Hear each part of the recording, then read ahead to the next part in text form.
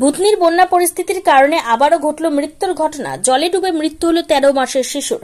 ঘটনাকে কেন্দ্র করে শোকের ছায়া মালদার মানিকচকের দক্ষিণ চণ্ডীপুর পঞ্চায়েতের অন্তর্গত গুমানিটোলা এলাকায়। ঘটনা সম্পর্কে জানা গিয়েছে, ভুতনিতে দ্বিতীয় পর্যায়ের বন্যা পরিস্থিতির কারণে জলমগ্ন সমস্ত এলাকা। বাদ পড়েনি দক্ষিণ চণ্ডীপুরের গুমানিটোলা এলাকাও।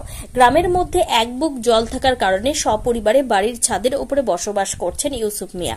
সোমবার সন্ধ্যায় সবার চোখের অগোচরে নাবালক শিশুটি ঘরের বাইরে বেরিয়ে পড়ে, যার ফলে জলের মধ্যে তলিয়ে যায় শিশুটি। স্থানীয়রা দেখতে পেয়ে তড়িঘড়ি উদ্ধারের চেষ্টা করলেও শেষ রক্ষা হয়নি। মৃত্যু হয় শিশুটির। পরবর্তীতে ভুতনি থানার তৎপরতায় দেহটি নিয়ে আসা হয় মানিকচক থানায়।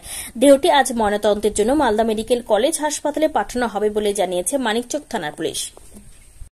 চারুদিকে জল আছে, 3 ফিট 3.5 ফিট জল আছে। বাড়িতে ঘুমিয়েছিল, বাড়ির লোক সব ছাদে গিয়েছিল। যাওয়ার পরে বাচ্চা এবার নেমে খাট থেকে সরকে জলে পড়ে গেল। মানে বাড়ির ভিতরেও জল আছে না, চতুর্দিকে জায়গা একটু ডাঙা আছে, চতুর্দিকে জল আছে। আচ্ছা, তো বাড়ির লোক সব ছাদের উপরে ছিল, ছাদের উপরেই থাকে। আচ্ছা, বাচ্চা ঘুমিয়েছিল, ঘুমাবার পরে কিছুটা জেগে উঠলো, বাচ্চা নেমে দিয়ে জলে পড়ে গেল। তারপরে খোঁজাখুঁজি করলেন? খোঁজাখুঁজি 4-5 মিনিটের পরে পাওয়া গেল। তখন কি অবস্থা? আর কি হবে, ওখান থেকে তুলে মুলে নিয়ে আসলো। মারা গেছে? হ্যাঁ, মারা গেছে। কি নাম বাচ্চার? নাম বয়স কিরকম হবে? আমার বয়স কিরকম? 12 মাস হবে। 12 মাস।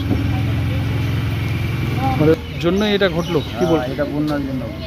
কোথায় হয়েছে এটা? গ্রামের নাম কি? গুমানিটোলা নাসা গুমানিটোলা। হ্যাঁ। কখন হয়েছে? আর 6টার দিকে কালকে। হ্যাঁ। এখন কোথায় আছেন? এখন মানিকচকে। ঠিক। আপনার নাম? হ্যাঁ, আপনার নাম? আমার নাম Selim Miah. Bureau report, news for Bengal. This channel does not promote or encourage any illegal activities. All contents provided by this channel is meant for educational purpose only.